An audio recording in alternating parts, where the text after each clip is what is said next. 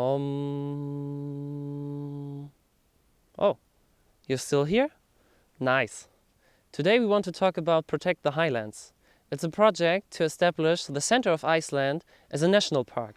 It will be the biggest one in Europe.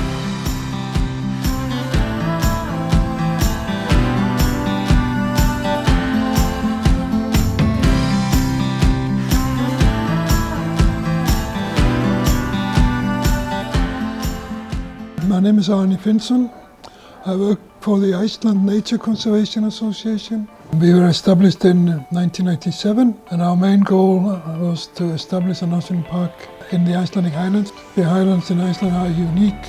There is nothing like it in the whole world and constitutes some 40% of the area, 40,000 square kilometers. We need to avoid building roads, we need to avoid building power plants, we need to avoid destroying the area by too much tourism and so on and so forth. We need to make sure that people are not driving off-road. They will leave marks which will be there for decades. Power plants have been built in the islands.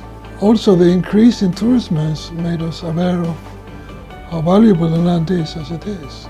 I don't think tourists come to Iceland to see power plants. In Iceland we have the opportunity to create the biggest national park in Europe. The conservation of the park will be ensured by law from the Parliament. A national park is also a tool to manage the area. There are standards and there are procedures. The current government wants to establish a park. A number of organizations, they agreed to a resolution sent to the government and the Parliament calling for the protection of this area. And I think people in Iceland find there are enough hydropower plants in the islands and now we need to protect the rest. Hopefully the Minister for the Environment can present a bill to Parliament early next year. It's going to be difficult because people have different opinions, but we can already see it as a possibility. It's a park not only for Iceland, it's a park for the whole world, so it's not only Icelandic, it's for you all.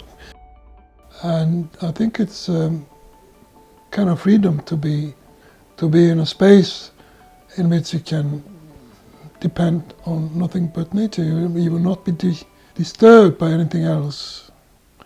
I think that's a human need. Stay conscious and be cosmos.